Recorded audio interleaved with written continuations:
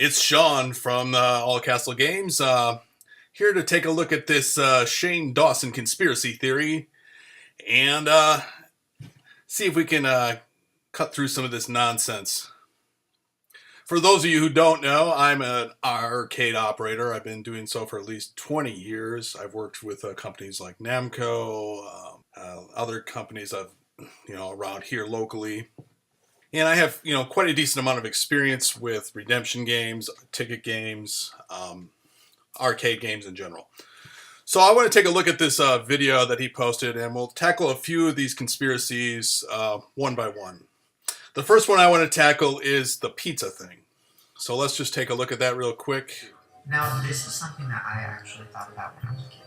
And I noticed something whenever I would go to Chuck E. Cheese. And my theory as a kid was about their pizza. There's a theory that if somebody at Chuck E. Cheese doesn't finish their whole pizza, and there's like a few pieces left, the employee will take that to the back, take those pieces off the tray, and form a new pizza with all the other leftovers, and then reheat it and serve it to a new customer. Okay, so let me just see if I can understand this. Shane is explaining that apparently this conspiracy theory says that they take used slices from the tables, reassemble them in the back to make a new pizza, reheat it somehow, and then return it to the customer. My first problem with this is the fact of reheating a pizza may not exactly turn out uniform between pieces, just for starters. The main thing is obviously doing something like that. I can't say it doesn't happen, but it's very, very unlikely for a few reasons. The main reason is cost. The pizza itself actually does not cost Chuck E. Cheese that much money. It's actually the labor that costs the majority of the money. So it actually would be more labor intensive for them to go around and collect pieces and try to assemble them in the right order versus just making a new one. That's the first thing. The second thing is it's the odds that the customer comes in and orders a pizza and you have the right amount of pieces, laying around are not really that great. And the third thing I see a problem with this makes it highly unlikely is it's also illegal. I would assume that this would be an illegal practice due to most health codes. Even when you go to the buffet, you can't reuse your plates. If you go up to a buffet, you have to get a new clean plate. That's a law. So I wouldn't see Chuck E. Cheese opening themselves up to some huge legal battle over saving, what is fractions of maybe a couple dollars for that pizza, when the majority of their money comes from games. And we're going to get to the game thing in a minute and the differences between gambling and not gambling. So anyway, let's take a look at the game conspiracy. Let's take a look at that right now. Some fruit snacks. For all them tickets, they got like fucking 9,000 tickets. They get a stuffed animal this big. It costs like 200 tickets for a piece of candy. You done blew $50 just so your child can walk out with a plastic spider that breaks as soon as you get in the goddamn car. My friend's like broken now. That's highway robbery. Oh, it's almost like they did that on purpose, like it's set up that way. I mean, that's like crazy, right? Crazy. The machine owner can specify how often they want a jackpot to do one. Yeah, I had 4 seconds left. I had 4 seconds left. Okay. The first thing I'm going to do is look up some definitions. Now they're saying you go in, you spend $50, you get a trinket. And, that's true. There's a lot of truth to that.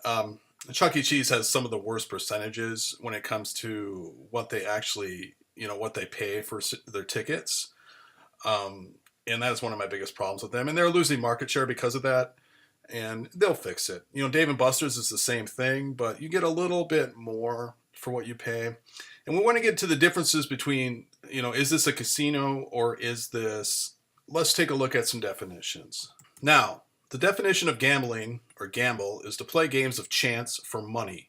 A casino is gambling, and redemption arcade, ticket arcade, is something else. You go into this place knowing you're not going to win $100. You go into Chuck E. Cheese knowing that you're going to get a trinket and junk. Now, the big thing is games of chance right here for money. Now, you could say that the toys are money, the tickets are money, but in reality, the tickets have no cash value. They're actually just redeemable for merchandise. And this is where they can sort of get away with what they're doing. But the big thing is games of chance. They keep bringing up this ICE manual for the Cyclone, which lets you set the number of games. Let's see if we can find that manual. You can see where they pulled this from.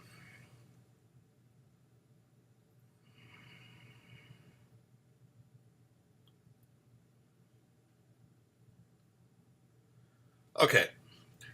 As you can see referenced in his video, Jackpot Mode 34, Jackpot Difficulty. I don't like the use of the term jackpot. To make the game easier or harder to win, this option should be adjusted.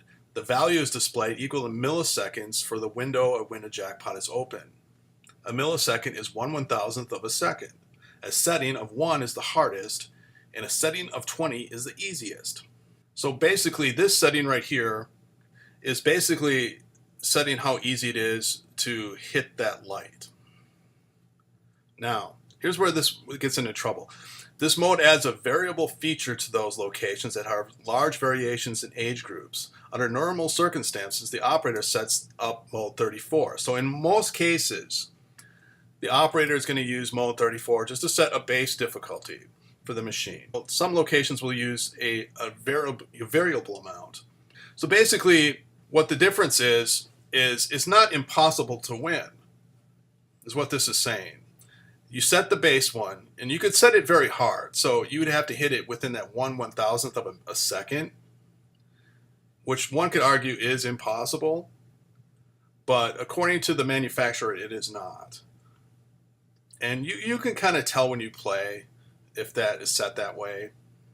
And then what Mode 35 does is it doesn't, like, at no point does this machine ever, like, stop you from winning the jackpot. It makes it very hard, but it is possible. You just have to hit it within that 1/1000th of a second. Now, there's operators that set this thing very hard. At the end of the day, you'll see it never win. And that's, the customers won't play it at that point. So Mode 35 will actually, what it'll do is, if you want the jackpot one on an average number of games, this option will allow that. No matter what the window is chosen in 34, the other setting, no matter what you set there, the game will open up a window of 20 milliseconds, the easiest, every so many games. So it's always possible, but if no one wins after a while, the game makes it even easier to win. And this is where people think that the game is rigged. And it's actually not. It's just very, very hard. And then after so many plays, it actually makes it very, very easy. The 20 milliseconds versus 1 millisecond is a huge difference, and people notice that. Does it make it impossible? No. That's the point of this. So it is not a game of chance. It is a game of skill.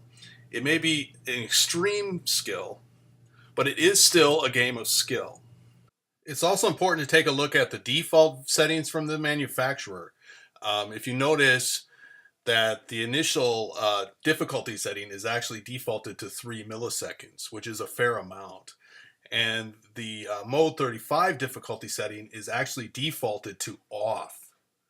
The factory does not want you to use that unless you absolutely have to. It's important to note that. And there's a few games out there, you know what I'm talking about. But the majority of the games in the arcade are actually games of skill, or they should be. Now, lately, there's been a lot of video redemption games, and they're kind of, it feels like you're getting ripped off because video redemption games have never, it's hard to see if it's a game of skill or not because it's controlled by a computer. You go into the redemption arcade knowing you're going to win toys.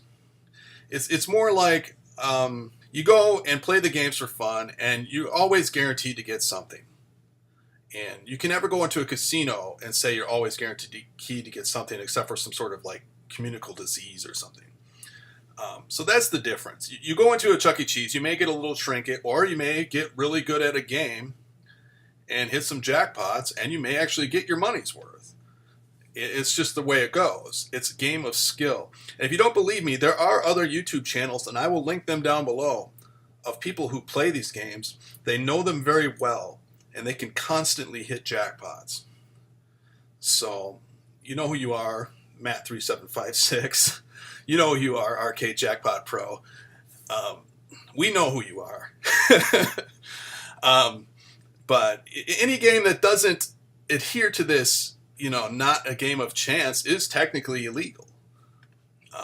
They don't have to be extremely easy, though.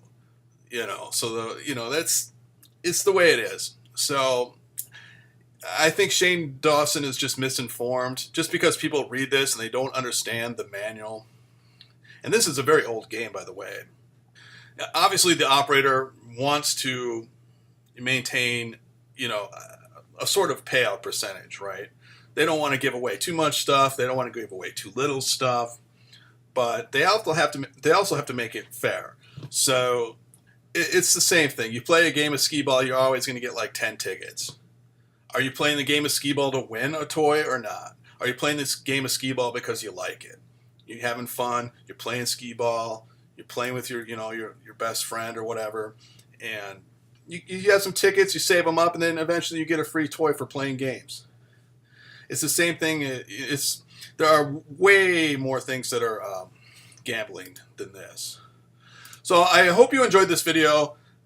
Give me some feedback down below if you can. Give a like leave me a like and hit the subscribe button and all that jazz. So thanks for listening to me rant about this, and I'll see you next time.